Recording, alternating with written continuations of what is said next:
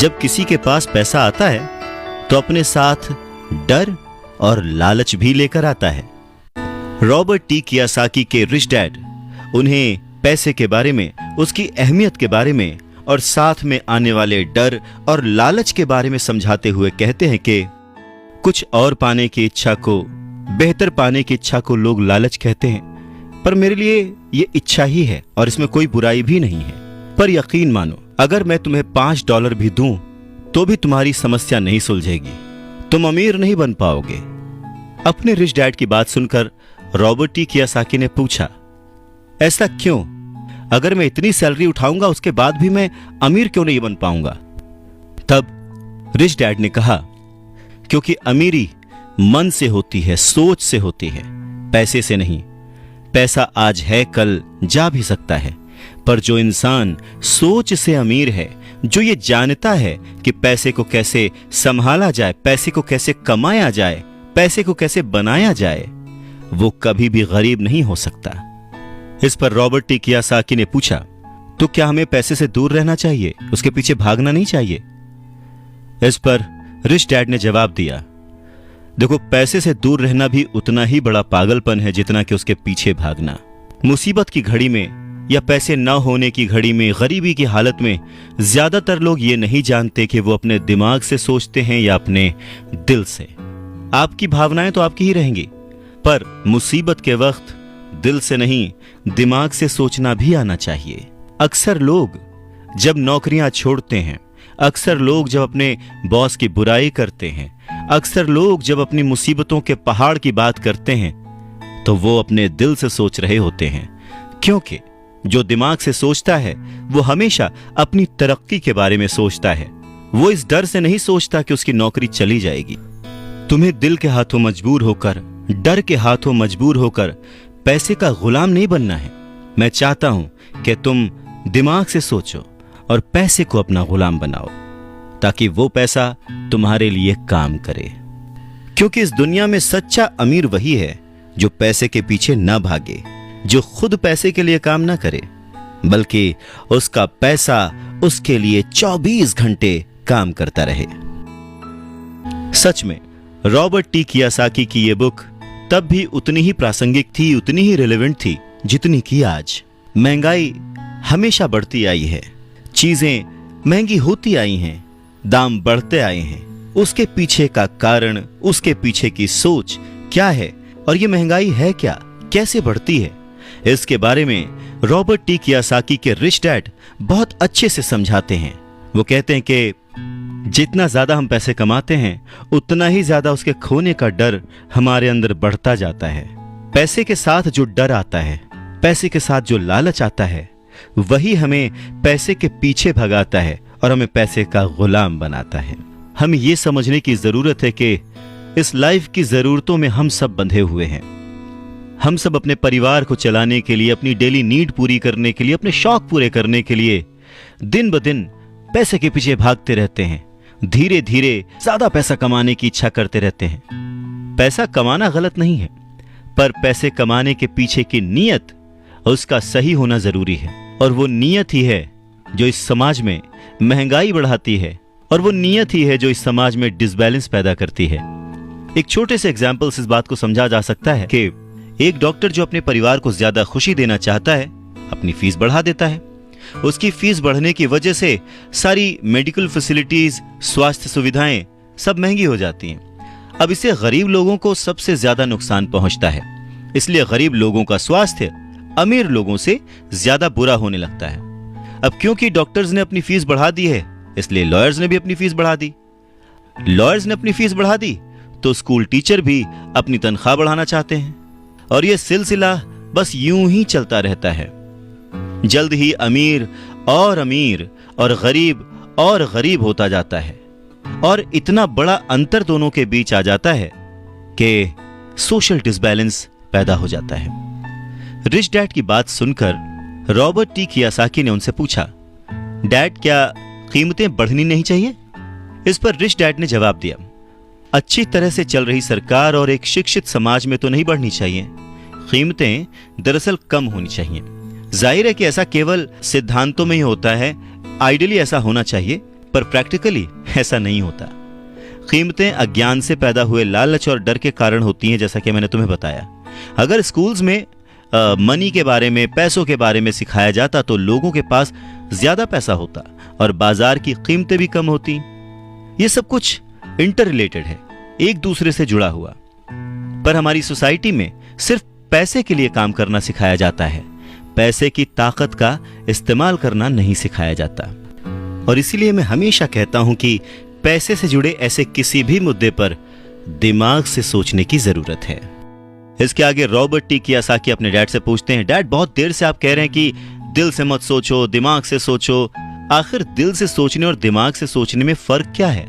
इस पर rich dad उन्हें समझाते हैं, देखो मैं ये बात अक्सर सुनता हूं कि हर आदमी को काम करना पड़ता है, या फिर अमीर लोग दूसरों के पैसे मार लेते हैं, मेरी सैलरी बढ़नी चाहिए, मैं इस काम से खुश नहीं हूं, मैं दूसरी जगह जॉब ढूंढ लूंगा, वगैरह वगैरह।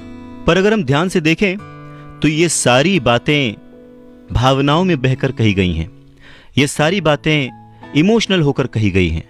और अक्सर भावनाओं में बहकर हम जो भी डिसीजन लेते हैं वो सिर्फ हमें नुकसान पहुंचाता है। तो बात को समझो, जब भी कोई डिसीजन लो दिमाग से लो, जल्दबाजी मत करो, हाँ पर जल्दी करो। बस इसी तरह से मन लगाकर काम करते रहो, तुम्हारा जो दिमाग है वो तुम्हें जल्द से जल्द कुछ ना कुछ ऐसे सही तरीके बता ही देगा जिससे तुम ज्यादा कमा पाओगे, ऐसी चीजें देख पाओगे जो दूसरे लोग नहीं देख पाते। मौका उनकी नाक के नीचे होता है, अवसर उनके पास होता है, सामने होता है, पर वो उसे पहचान नहीं पाते। पर अगर तुम दिमाग से काम लोगे तो तुम उन्हें पहचान पाओगे, उन मौकों का फायदा उठा पाओगे और जिंदगी में आगे बढ़ पाओगे। रॉबर्ट टी कियोसाकी कहते हैं कि वो और उनका दोस्त माइक अब बड़े हो चुके थे और माइक ने अपने डैडी का बहुत बड़ा सा कारोबार संभाल लिया था और बहुत सक्सेसफुल भी था। और अब माइक अपने बेटे को ठीक वैसे ही सिखा रहा था जैसे कि उसके डैड ने, यानी कि रॉबर्ट टी कियोसाकी के रिच डैड ने उन दोनों को सिखाया था। रॉबर्ट टी कियोसाकी कहते हैं कि जब वो 47 साल के हुए तो उन्होंने डिसाइड किया कि अब उन्हें रिटायर हो जाना चाहिए। रिटायरमेंट का ये मतलब नहीं होता कि काम नहीं किया जाएगा या आगे काम नहीं करना चाहते वगैरह वगैरह। रिटायरमेंट का मतलब ये होता है कि अब आप इस लायक हो गए हैं कि आपका पैसा आपके लिए काम करे। रिटायरमेंट का सही मतलब यही है कि आपने पूरी जिंदगी जो मेहनत करके, जो स्ट्रैटेजीज बना के, सही जगह निवेश करके पैसा लगाया था, अब आपकी वो एज आ चुकी है कि अब आप उस पैसे को एंजॉय करें, क्योंकि आपका पैसा अब आपके लिए काम करना शुरू कर चुका है। कुछ लोग पूरी जिंदगी काम करते रहते हैं, रिटायर नहीं हो पाते। पूरी जिंदगी काम करना गलत नहीं है, पर यह डिफरेंस समझना बहुत जरूरी है कि पैसे की जरूरत की वजह से पूरी जिंदगी काम कर रहे हैं, उसका गुलाम बन के काम कर रहे हैं, या फिर उसका मालिक बन के और अपने काम को एंजॉय करके पूरी जिंदगी काम कर रहे हैं। रिटायरमेंट को दूसरे शब्दों में चिंताओं से आजादी भी कह सकते हैं। इसका मतलब यह है, पैसा अगर सही तरह से खर्च किया जाए, पैसे को अगर सही तरह से मैनेज किया जाए तो वो अपने आप बढ़ता रहता है। ये ठीक एक पेड़ लगाने की तरह है कि आप सालों तक इसे पानी देते हैं। जब आप अपने बिजनेस में होते हैं, अपनी जॉब में होते हैं और कभी भी इसमें कोताही नहीं करते, जब भी उस पेड़ को जरूरत होती है आप उसकी सेवा करते हैं। और फिर जब वो पेड़ बड़ा हो जाता है, जमीन की गहराइयों में उसकी जड़ें पहुंच जाती हैं, फिर वो अपने आप आपको छाया और फल देता है और फिर आपको उसके लिए काम करने की जरूरत नहीं पड़ती। पैसा भी कुछ कुछ उस पेड़ की ही तरह है। अगर इस बात को एक दूसरे एग्जाम्पल से समझें तो हमें जैसा गोल बनाना है उसके लिए हमें प्रिपरेशन भी वैसी ही करनी पड़ेगी। अगर बहुत ऊंची बिल्डिंग बनानी है तो हमें उसकी नींव बहुत गहरी खोदनी पड़ेगी, और अगर हमें सिर्फ छोटा सा घर बनाना है तो उसकी नींव छोटी होगी। पर प्रॉब्लम यही होती है, हम छोटी सी नींव खोदकर बहुत बड़ी सी बिल्डिंग बनाने की कोशिश करते हैं जो कि बाद में ढह जाती है। तो जरूरी क्या है? पैसे को समझना, पैसे को संभालना, पैसे को संभालने के लिए उसे समझा कैसे जाए। इसके लिए सबसे जरूरी बात है लायबिलिटीज और एसेट्स के बीच फर्क को समझा जाए और एसेट्स को खरीदा जाए और लायबिलिटीज में पैसे न डाले जाएं। अच्छा, इस सुनने में बहुत ही आसान लगता है, लेकिन सच यही है कि यह आपको अमीर बनने में बहुत मदद करेगा। लेकिन अगर यह इतना ही सिंपल है तो फिर हर कोई इस बारे में सोचता क्यों नहीं?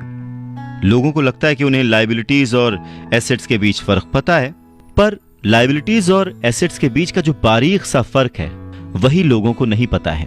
तो चलिए इसके बारे में और डिटेल में बात करते हैं। लायबिलिटीज और एसेट्स क्या हैं? लायबिलिटीज वो हैं जहां से आपको पैसा कभी नहीं आएगा, उल्टे आपको उसमें और पैसा डालते रहना पड़ेगा। और एसेट्स वो चीजें हैं जो आपको पैसा देती रहेंगी, दिन ब दिन उनकी कीमत बढ़ती रहेगी, वो आपको अमीर और अमीर बनाती रहेंगी। इसको अगर इनकम और एक्सपेंस के टर्म में समझे तो और आसान होगा। सिंपल सा मतलब है, इनकम है कि आपके पास कितना पैसा आया और एक्सपेंस है कि आपने कितना पैसा खर्च किया। तो जब भी ऐसी कंफ्यूजन हो, सही तरीका यह है कि एक बैलेंस शीट बनाएं जिसमें अपने एसेट्स और लायबिलिटीज जरूर लिखें। कहते हैं कि सोच अगर सही दिशा में हो तो मंजिल बड़ी आसानी से मिल जाती है। इंसान की जरूरतों को पूरा करने के लिए पैसे की आज कितनी जरूरत है, ये बात हम में से किसी से भी छिपी हुई नहीं है। हम सब दिन रात मेहनत करते हैं, सोचते हैं कि हम अमीर बन जाएं, पर क्या वो सोच हमारे अंदर है? हम छोटे थे तो 1 रुपए 2 रुपए में भी खुश हो जाते थे, पर आज ना जाने कितने पैसे कमाने के बाद भी हम खुश नहीं हो पाते। गरीबी ही महसूस होती है, हमेशा कमी लगी रहती है। तो कारण क्या है? फर्क क्या है? फर्क सिर्फ सोच का है, जिसके बारे में रॉबर्ट टी कियासाकी कहते हैं कि अमीर लोगों के पास ज्यादा पैसा इसलिए होता है क्योंकि वो प्रिंसिपल पर यकीन करते हैं, वहीं दूसरी तरफ गरीब लोग प्रिंसिपल को ठीक से समझ नहीं पाते। इसीलिए इस बात पर जोर दिया जाता है कि केवल लिटरेट होना काफी नहीं है, फाइनेंशियली लिटरेट होना जरूरी है। सिर्फ नंबर से कुछ नहीं होता, मार्क्स से कुछ नहीं होता। फर्क तो तब पड़ता है जब आप अपनी सक्सेस स्टोरी खुद लिखें। अधिकतर फैमिलीज में देखा गया है कि जो मेहनती होता है उसके पास पैसा भी ज्यादा होता है, मगर उसका फायदा क्या जब सारा पैसा लायबिलिटीज में खर्च हो जाए? वैसे ये बहुत ही इंटरेस्टिंग एक्सरसाइज है, करके देखनी चाहिए। लायबिलिटीज वर्सेस एसेट्स, ये चार्ट बनाकर जब आप देखेंगे तो पाएंगे कि आपका खर्च करने का पैटर्न कैसा है, तरीका सही है या गलत। और तब आप ये भी नोटिस कर पाएंगे कि आपका ज्यादा खर्च किस तरफ हो रहा है, लायबिलिटीज की तरफ या एसेट्स की तरफ, और आपको अपने खर्च पर कितना कंट्रोल करने की जरूरत है। तो इस पूरी बात को अगर आसान शब्दों में समझा जाए तो वो ये कि अपना पैसा कैसे खर्चें, बस यही मुद्दे की बात है और कुछ नहीं। अच्छा, एक और जरूरी बात है, पुराने समय में अगर देखा जाए तो लोगों के गोल होते थे, हम डॉक्टर बनेंगे, लॉयर बनेंगे, ये सारे प्रोफेशंस हैं, पर इनका अमीरी से कोई कनेक्शन नहीं है। पर सोच यही थी कि हम डॉक्टर बनेंगे तो बहुत पैसा कमाएंगे, लॉयर बनेंगे तो बहुत पैसा कमाएंगे, बैरिस्टर बनेंगे तो बहुत पैसा कमाएंगे। इस सोच की जड़ ही गलत है। पुराने जमाने के कई लोग आज डॉक्टर, इंजीनियर या जो कुछ भी वो बनना चाहते थे बन चुके हैं, पर आज भी वो पैसे के लिए स्ट्रगल कर रहे हैं। क्यों? क्योंकि वो उनकी नींव ही अलग थी। आज दौर बदल चुका है, बच्चे एथलीट बनना चाहते हैं, स्पोर्ट्स पर्सन बनना चाहते हैं, स्टार बनना चाहते हैं, क्योंकि उन्हें पता है कि सिर्फ अच्छी पढ़ाई और अच्छे ग्रेड्स के भरोसे बैठकर वो अपने करियर में सक्सेस नहीं पा सकते। आज वक्त बदल चुका है। आज के ज़माने में सभी वर्किंग हैं, हस्बैंड वाइफ वर्किंग हैं, दोनों कमाते हैं और सोचते हैं कि हम दोनों मिलकर ज़्यादा पैसे कमाएंगे और हम ज़्यादा अमीर हो जाएंगे। और सबका ध्यान सिर्फ अपने अपने करियर पे ही होता है। कमाई बढ़ने लगती है, पर जाहिर है कि उसी के साथ साथ खर्चे भी बढ़ने लगते हैं। कहने का मतलब ये कि बिना फाइनेंशियली लिटरेट हुए आप कितने भी पैसे कमा लें, वो खर्च हो जाएंगे, वो आपकी लायबिलिटीज में चले जाएंगे, और ये एक ऐसा चक्कर है जो फिर चलता ही रहता है। और उसके बाद सभी ये सोचते हैं कि इस मुसीबत से बाहर कैसे निकला जाए। दरअसल लोगों को लगता है कि ज्यादा पैसे कमाने से आदमी अमीर हो जाता है, पर रॉबर्ट टी कियासाकी कहते हैं कि अमीरी एक सोच है। अमीरी अपने पैसे को सही जगह खर्च करने की समझ है। अमीरी पैसे के पीछे ना भागने की सोच है। अमीरी रिटायरमेंट लेते समय ना डरने की सोच है। अमीरी तब है जब आपका पैसा आपके लिए काम करे। तो आप जब भी खर्च करें हमेशा ये ध्यान रखें कि पैसा आपको अमीर नहीं बनाता। उसे सही जगह पे इन्वेस्ट करना, उसे सही से संभाल कर रखना या कई बार उसे गलत जगह पर खर्च ना करना भी आपको अमीर ही बनाता है। कहने का मतलब ये कि अमीरी क्या है? अमीरी वो नहीं कि आप कितना पैसा कमा पाते हैं, अमीरी तो वो है कि आप कितना पैसा बचा पाते हैं। बात सन 1947 की है। दुनिया की सबसे बड़ी फूड चेन मैकडॉनल्ड के फाउंडर रे क्रॉक ने एक MBA क्लास में स्पीच दी। बहुत ही शानदार स्पीच, लोगों ने बहुत तालियां बजाईं, खुश हुए। स्पीच के बाद MBA के स्टूडेंट्स ने उनके साथ वक्त बिताना चाहा, उनसे रिक्वेस्ट की कि सर थोड़ा टाइम हमारे लिए स्पेयर कर लें। बातों बातों में रे क्रॉक ने अचानक एक सवाल किया, क्या आप लोग जानते हैं कि मैं किस बिजनेस में हूं? अब क्योंकि वो मैकडी को रिप्रेजेंट कर रहे थे तो सभी जानते थे कि भाई आप हैमबर्गर बेचते हैं, फूड बिजनेस में हैं। तो बच्चों ने वही जवाब दिया। इस बात पर रे हंसने लगे। उनका असली बिजनेस तो रियल एस्टेट का है, क्योंकि मैकडी के लिए हर लोकेशन का चुनाव बहुत ही सोच समझकर और रेकी करके किया जाता है। जहां उनकी फ्रेंचाइजी बनाई जाती है वो जमीन भी साथ ही बेची जाती थी। तो इसका सीधा मतलब यह था कि फ्रेंचाइजी खरीदने वाले उस वक्त वो जमीन भी खरीदते थे। तो इस तरह से ये एक रियल एस्टेट बिजनेस भी हो गया। और ठीक यही सबक रॉबर्ट टी कियोसाकी के रिच डैड ने उन्हें सिखाया कि अक्सर लोग खुद के लिए छोड़कर बाकी सब के लिए काम करते हैं। वो टैक्स पे करके गवर्नमेंट के लिए काम करते हैं, उस कंपनी के लिए काम करते हैं जहां वो नौकरी करते हैं, बैंक का मॉर्गेज देकर उसके लिए काम करते हैं। और ये सब इसलिए क्योंकि हमारा एजुकेशन सिस्टम ही ऐसा है। स्कूल हमें एम्प्लॉय बनना सिखाता है, एम्प्लॉयर नहीं। जो आप पढ़ते हैं बस वही आप बनते हैं, इसलिए हमेशा सही पढ़ें। अगर आपने साइंस पढ़ी तो डॉक्टर बनेंगे, मैथमेटिक्स पढ़ी तो इंजीनियर बनेंगे, मतलब आपने जो पढ़ा वही आप बने। अब मुसीबत यह है कि इससे छात्रों का कोई भला नहीं हो पाता, क्योंकि वो नौकरी और बिजनेस के बीच के फर्क में उलझ कर रह जाते हैं। जब कोई पूछता है कि आपका बिजनेस क्या है, तो आपको यह नहीं बोलना चाहिए कि मैं तो एक डॉक्टर हूं या एक बैंकर हूं, क्योंकि वो आपका प्रोफेशन है, बिजनेस नहीं। वो प्रोफेशन है जिससे आप लोगों की सेवा करते हैं, वो प्रोफेशन है जिससे आप अपना घर चलाते हैं। अमीर बनने के लिए प्रोफेशन नहीं, बिजनेस की जरूरत है। कहने का मतलब है कि आप जो कुछ भी करते हैं उसे अपना बिजनेस बनाइए, नौकरी नहीं। अपनी सारी उम्र दूसरों के लिए काम करके उन्हें अमीर करने में बर्बाद ना करें, बल्कि खुद की जिंदगी को खुशहाल करने के लिए खुद काम करें। बहुत से लोगों को इस बात का एहसास बहुत देर में होता है कि जो उनका हाउस लोन है उनकी जान ले रहा है, और फिर उन्हें लगता है कि जिसे वो एसेट मानते थे वो दरअसल उनकी लायबिलिटी बन गया।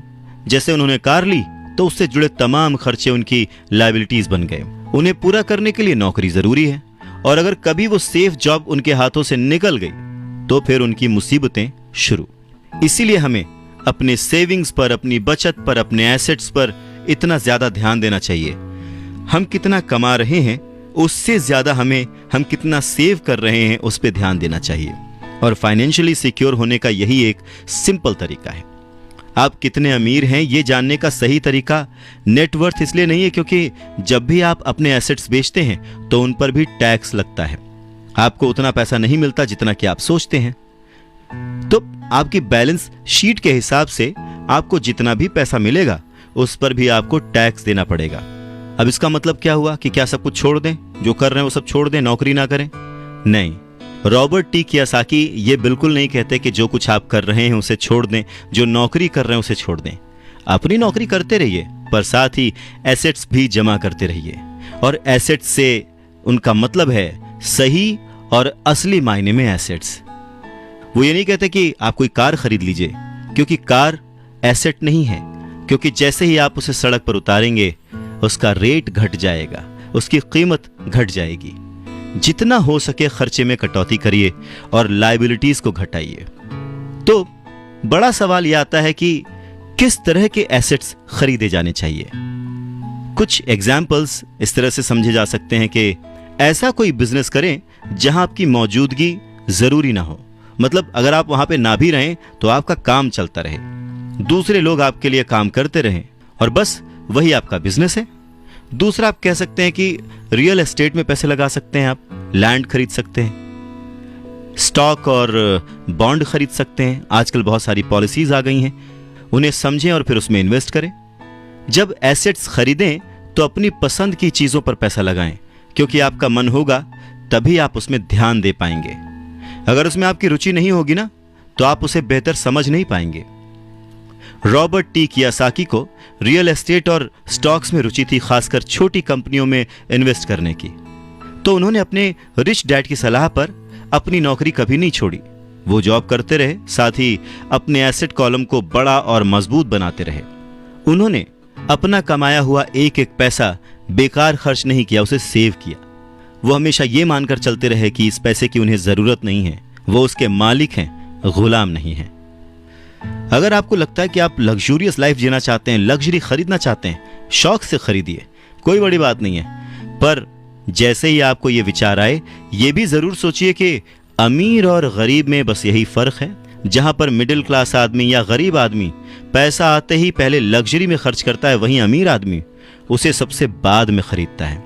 तो यही सीक्रेट है अमीरों के और अमीर होने का और गरीबों की बढ़ती गरीबी का। रॉबर्ट टी कियासाकी कहते हैं कि उनके रिच डैड हमेशा चीजों को सिंपल तरीके से समझने और समझाने में विश्वास रखते थे। उन्होंने बच्चों से कहा कि अकाउंटिंग में अंक यानी नंबर इंपॉर्टेंट नहीं है, इंपॉर्टेंट तो वो बात है जो वो नंबर्स, वो अंक बता रहे हैं। ये ठीक लेटर्स की तरह है या शब्दों की तरह है। जैसे शब्द या वर्ड्स इंपॉर्टेंट नहीं होते, इंपॉर्टेंट वो बात होती है जो वो शब्द कह रहे हैं, जो वो शब्द बताना चाहते हैं। कई लोग पढ़ते हैं परंतु बहुत ज्यादा समझ नहीं पाते। अब ये रीडिंग की एक प्रॉब्लम हो सकती है। जैसे एक छोटा सा एग्जाम्पल लें कि अगर आपके घर में कभी मोबाइल आया हो या वीसीआर आया हो और उसके साथ एक इंस्ट्रक्शन बुक भी आती है, कभी आपने उस इंस्ट्रक्शन बुक को पढ़ा है? मैं ये गारंटी दे सकता हूं कि बहुत सारे लोगों को उसे पढ़ने के बाद भी कुछ समझ नहीं आएगा और ऐसा लगेगा कि वो दुनिया का सबसे मुश्किल काम है। ठीक वैसे ही अंकों के साथ है। अगर आप अमीर बनना चाहते हैं तो आपको अंकों को पढ़ना और उन्हें समझना आना चाहिए। रॉबर्ट टी कियासाकी कहते हैं कि अपने रिच डैड से ये बात उन्होंने हजारों बार सुनी थी और ये भी सुना कि अमीर लोग संपत्ति इकट्ठा करते हैं, जबकि गरीब और मध्य वर्गीय यानी मिडिल क्लास लोग दायित्व इकट्ठा करते हैं। तो सवाल यह आता है कि जब कोई नौकरी कर रहा है, अच्छी सैलरी उठा रहा है, फिर भी उसके पास पैसे की तंगी क्यों होती है? रॉबर्ट टी कियासाकी के रिच डैड कहते हैं कि पैसे की तंगी की असली वजह होती है कि लोग संपत्ति और दायित्व के बीच अंतर नहीं कर पाते। तो वास्तव में अगर आपको अमीर बनना है तो आपको सिर्फ इतना ही जानने की जरूरत है और आप जिंदगी भर संपत्ति खरीदते रहिए। बस इनके बीच के फर्क को न जानने के कारण बहुत सारे लोग जिंदगी भर पैसे की कमी से परेशान रहते हैं। पैसों के लिए आदमी इसलिए परेशान होता रहता है क्योंकि वो ना तो शब्दों को समझ पाता है ना ही अंकों को।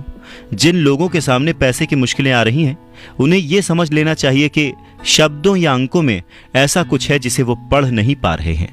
कोई चीज ठीक से उनकी समझ में नहीं आ रही है। अमीर लोग इसीलिए अमीर होते जाते हैं क्योंकि इस मामले में वो पैसे की तंगी से परेशान लोगों से ज्यादा समझदार होते हैं। तो अगर आप भी अमीर बनना चाहते हैं और अपनी दौलत को बनाए रखना चाहते हैं तो पैसे की साक्षरता और समझदारी बहुत जरूरी है, शब्दों में भी और अंकों में भी। अगर कोई लॉटरी में पैसे जीत जाए और उसे वो अपने साथ रख ले, बचा ले, तो क्या वो आपकी निगाह में अमीर है? नहीं, क्योंकि वो पैसा आज नहीं तो कल उसके साथ नहीं रहेगा। अमीरी एक सोच है, एक जीवन शैली है, एक नजरिया है और आपको हमेशा अमीर बने रहने के लिए अमीरों की तरह ही सोचना पड़ेगा, खुद को इंप्रूव करना पड़ेगा।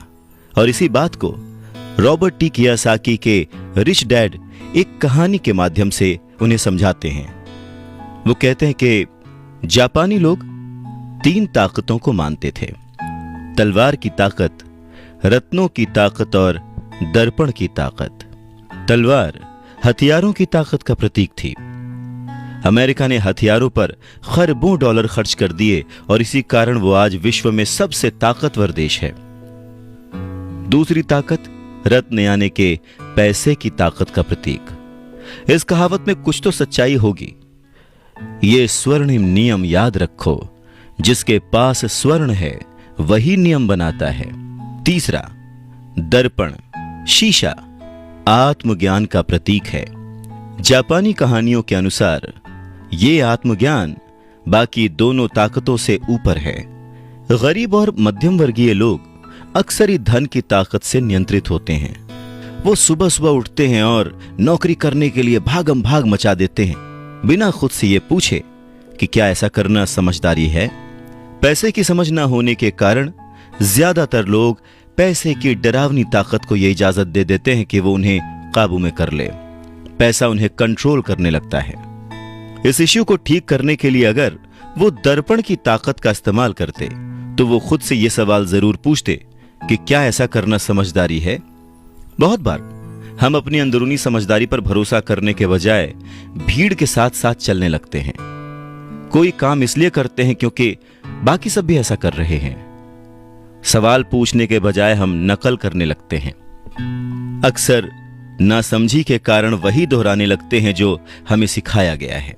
और इस तरह के विचार कि आपका घर आपका सबसे बड़ा एसेट है, आपका घर आपका सबसे बड़ा निवेश है, अगर आप ज्यादा कर्ज लेते हैं तो आपको टैक्स में ज्यादा छूट मिलेगी, अच्छी नौकरी, सुरक्षित नौकरी खोजो, गलतियां मत करो, वगैरह वगैरह। तो ऐसी चीजें हम भीड़ की बात सुनकर करने लग जाते हैं, खतरे नहीं उठाते। दूसरी जरूरी बात, ऐसा कहा जाता है कि ज्यादातर लोगों के लिए मौत से भी डरावनी चीज होती है भीड़ के सामने बोलना, उन्हें एड्रेस करना। मनोवैज्ञानिक कहते हैं कि बहुत सारे लोग कॉमन स्टेज पर बोलने से इसलिए डरते हैं क्योंकि उन्हें यह डर होता है कि कहीं उनकी बुराई होगी, लोग उनके ऊपर हंसेंगे, वो अकेले रह जाएंगे, लोग उनसे दूर हो जाएंगे। सबसे अलग होने का डर या अकेले रह जाने का डर ही वो सबसे बड़ा कारण है जिस वजह से बहुत सारे लोग अपनी समस्या, अपनी प्रॉब्लम्स को सॉल्व करने के नए नए तरीके नहीं ढूंढते, बस भीड़ के साथ चलते चले जाते हैं। इसीलिए रॉबर्ट टी कियोसाकी कहते हैं कि उनके रिच डैड की तरह ही उनके पुअर डैड ने भी उन्हें बहुत कुछ सिखाया है। और उनमें से एक जरूरी बात यह थी कि क्यों और किस तरह से जापानी लोग दर्पण की ताकत को, आईने की ताकत को सबसे ज्यादा इंपॉर्टेंस देते थे। क्योंकि जब इंसान आईने में खुद को देखता है तभी उसे सच्चाई का पता चलता है। और ज्यादातर लोग खतरा मत उठाओ इसलिए कहते हैं क्योंकि वो खुद से डरे हुए होते हैं। ये किसी भी चीज के बारे में कहा जा सकता है, जैसे खेल में, रिलेशनशिप्स में, करियर में, पैसों में, वगैरह वगैरह। और सबसे इंपॉर्टेंट बात यह कि आईने में देखकर आप खुद से झूठ बोल सकते हैं क्या? रॉबर्ट टी कियोसाकी इस बात का जिक्र यहां इसलिए करते हैं क्योंकि भीड़ के साथ चलने में और पड़ोसियों की नकल करने में, उनके ऐशो आराम की नकल करने में बहुत सारी दिक्कतें आती हैं। पैसों की समस्या पैदा हो जाती है। वो उनका तरीका है, वो उसे अफोर्ड कर सकते हैं, पर जब हम देखा देखी बिना सोचे समझे नकल करना शुरू कर देते हैं तो हम समस्याओं से घिर जाते हैं। और तब हमें जरूरत होती है आईने की, जो हमें यह बताए हमें क्या करना चाहिए। क्योंकि बेसिक रूल तो वही है, आप पैसे के गुलाम नहीं हैं। ऐसे काम करिए, ऐसे सोचिए, ऐसे बनिए कि पैसा आपका गुलाम हो, वो आपके लिए काम करे। जब भी बाजी लगाइए दिल और दिमाग की, ये जरूर सोचिए कि बात पैसों की है या फिर रिश्तों की। अमीर बनने का मतलब यह नहीं होता कि आप इमोशनलेस हो जाए। अमीर बनने का यह मतलब नहीं होता कि आप अपने रिश्तों को छोड़ दें। अमीर बनने का यह मतलब नहीं होता कि 24 घंटे आप सिर्फ फायदा उठाने की बात सोचें। अमीरी तो एक सोच है। रॉबर्ट टी कियोसाकी बहुत ही खूबसूरत एक अपना इंसिडेंट शेयर करते हैं कि उनके जो पुअर डैड थे, जो कि एक स्कूल में पढ़ाते थे, उन्होंने बहुत मेहनत करके पाई पाई जोड़कर एक घर बनाया था जिसे वो हमेशा कहते थे कि ये मेरी संपत्ति है। रॉबर्ट टी कियोसाकी जब अपने रिच डैड की संगत में आए तब उन्होंने जाना कि संपत्ति और दायित्व में डिफरेंस क्या है, एसेट और लायबिलिटी में डिफरेंस क्या है। और तब वो हमेशा अपने डैड को बोलते, डैड ये जो आपने लिया है ये आपका एसेट नहीं, ये आपकी लायबिलिटी है। और इस बात पे वो दोनों घंटों बहस किया करते थे। और लायबिलिटी और एसेट के कॉन्सेप्ट को समझाने के लिए वो उन्हें वही सारी बातें एक्सप्लेन करते, जैसे कि एसेट वो होता है जो आपको कमा के देता है, जिस पे आपको और खर्च नहीं करना होता, और लायबिलिटी वो है जिसमें 75 तरह के खर्च होते हैं, हर महीने, हर हफ्ते, हर दिन कुछ ना कुछ आपकी जेब से जा ही रहा होता है। आगे रॉबर्ट टी कियोसाकी कहते हैं कि जब भी लोग उनसे बात बात पर बहस करते हैं कि उनका घर संपत्ति क्यों नहीं है, तो वो जानते हैं कि बहुत से लोग ये बात अपने दिमाग से नहीं, अपने दिल से कह रहे हैं, क्योंकि किसी के लिए भी अपना घर बनाना सबसे बड़ा सपना होता है और इसीलिए वो उसमें अपने पैसे लगाते हैं। अपने घर का मालिक होने से ज्यादा अच्छा कुछ भी महसूस नहीं होता है। पर दिल और दिमाग के बीच लायबिलिटी और एसेट्स के कॉन्सेप्ट को समझाने के लिए रॉबर्ट टी कियोसाकी एक और बात कहते हैं। वो इस तरह समझाते हैं कि मान लीजिए वो और उनकी पत्नी एक बड़ा सा घर खरीदते हैं, तो होगा क्या कि उसमें उनके बहुत सारे पैसे खर्च हो जाएंगे जो कि शायद फिजूल ही हों। हालांकि बहुत सारे लोग इस बात से अग्री नहीं करेंगे, सहमत नहीं होंगे, क्योंकि घर एक भावनात्मक चीज है, इमोशन है, और इमोशन हमेशा दिमाग पर भारी पड़ता है। जब भी लोग दिल से सोचते हैं तो दिमाग की बातें उन्हें गलत लगती हैं। पर फिर रॉबर्ट टी कियोसाकी आगे एक्सप्लेन करते हैं कि वो सही कैसे हैं और एक घर एसेट क्यों नहीं है। वो कहते हैं कि जब घर की बात आती है तो मैं ये बताना चाहता हूं कि ज्यादातर लोग उस घर की कीमत चुकाने के लिए जिंदगी भर काम करते हैं। ज्यादातर लोग एक घर खरीदने के कुछ सालों बाद दूसरा घर खरीदते हैं और हर बार पहले मकान के लिए जो कर्ज वो लेते हैं उस पर उनके पास हर बार फिर से 30 साल का नया कर्ज आ जाता है। हालांकि लोगों को मॉर्टगेज पेमेंट पर ब्याज के लिए टैक्स में छूट मिलती है, पर वो अपने दीगर खर्चों के लिए टैक्स के बाद मिलने वाले रुपयों का उपयोग करते हैं। अपनी मॉर्टगेज पूरी तरह से चुकाने के बाद भी प्रॉपर्टी टैक्स। उनकी पत्नी के मम्मी डैडी को यह बात सुनकर बहुत धक्का लगा जब उनके घर का प्रॉपर्टी टैक्स $1000 प्रति माह तक पहुंच गया था, और यह तब हुआ था जब वो रिटायर हो चुके थे। $1000 बहुत बड़ी रकम होती है। अगर हम उसको इंडियन करेंसी में चेक करें तो शायद 70-80 हजार रुपए, या शायद उससे भी ज्यादा। और ये तब हुआ था जब वो रिटायर हो चुके थे। इस बढ़ोतरी से उनका रिटायरमेंट के बाद का बजट जो है वो बिगड़ गया था और उन्हें अपना वो मकान छोड़ना पड़ा। अच्छा, एक और मिथ है कि घर की कीमत जो है हमेशा बढ़ती रहती है। ऐसा नहीं है। बहुत सारे ऐसे लोग हैं जिन्होंने कर्ज लेके घर खरीदा और वो घर उन्होंने जितने में खरीदा आज उसकी कीमत आधे से भी कम है। इन सब नुकसानों से ऊपर सबसे बड़ा नुकसान क्या है पता है? आपका लिक्विड कैश। वो लिक्विड कैश जो कि किसी सही जगह पर लग सकता था, वो घर में फंस गया। अगर आपका सारा पैसा मकान में फंसा रहता है तो आपको ज्यादा कड़ी मेहनत करनी पड़ती है ताकि आपका खर्चा चलता रहे। इस दौरान आपकी संपत्ति वाले कॉलम में कोई बढ़ोतरी नहीं होती, मतलब आप और कोई एसेट नहीं बना पाते। अगर एक यंग पति पत्नी, यंग कपल शुरुआत में ही अपना पैसा अपने एसेट वाले कॉलम में लगाए तो उनके आगे के साल बहुत ही आराम से गुजरेंगे, खासकर उस समय जब वो अपने बच्चों को कॉलेज में भेजेंगे। इस दौरान उनकी संपत्ति भी बढ़ जाएगी और उनके खर्चे भी आराम से चलते रहेंगे। तो अगर कम शब्दों में समझें तो ये कि घर खरीदने का फैसला जो है ना वो बहुत ही खर्चीला होता है। इसके बजाय बेहतर ये होगा कि जल्दी ही इन्वेस्टमेंट पोर्टफोलियो बना लिया जाए। देखिए, घर खरीदने का असर किसी भी आदमी पर 3 तरह से पड़ता है। पहला, समय की बर्बादी, क्योंकि इस पूरे दौरान दूसरी संपत्तियों का मूल्य बढ़ चुका होता है। एक्स्ट्रा पूंजी की बर्बादी, एक्स्ट्रा पैसे की बर्बादी जिसे दोबारा निवेश किया जा सकता था, जबकि घर खरीदने के बाद आपको घर से सीधे जुड़े हुए बहुत से खर्च उठाने पड़ते हैं। तीसरा, शिक्षा की बर्बादी। अक्सर ऐसा होता है कि लोग ये मानते हैं कि उनके जो एसेट्स वाले कॉलम में, संपत्ति वाले कॉलम में उनका घर, बचत और रिटायरमेंट प्लान आते हैं। अब क्योंकि उनके पास इन्वेस्ट करने के लिए पैसा नहीं है, इसलिए वो बिल्कुल भी इन्वेस्ट नहीं कर पाते। इस कारण उन्हें इन्वेस्टमेंट का अनुभव कभी मिल ही नहीं पाता। ज्यादातर लोग कभी एक समझदार इन्वेस्टर नहीं बन पाते और सबसे बढ़िया इन्वेस्टमेंट अक्सर सबसे पहले समझदार इन्वेस्टर्स को बेचे जाते हैं, जो बाद में उन्हें ज्यादा दामों पर सुरक्षित रहने वाले लोगों को बेचते हैं, उन लोगों को बेचते हैं जो रिस्क नहीं उठाना चाहते। तो रॉबर्ट टी कियोसाकी के जो पुअर डैड थे, जो कि बहुत ही पढ़े लिखे थे, उनका फाइनेंशियल स्टेटमेंट चूहा दौड़ में फंसे व्यक्ति का सबसे अच्छा उदाहरण है। नौकरी की, जिंदगी भर पाई पाई इकट्ठा की, घर खरीदा और उस घर का खर्च चलाने के लिए जिंदगी भर मेहनत करते रहे। उनके खर्च हमेशा उनकी आमदनी से ज्यादा होते थे।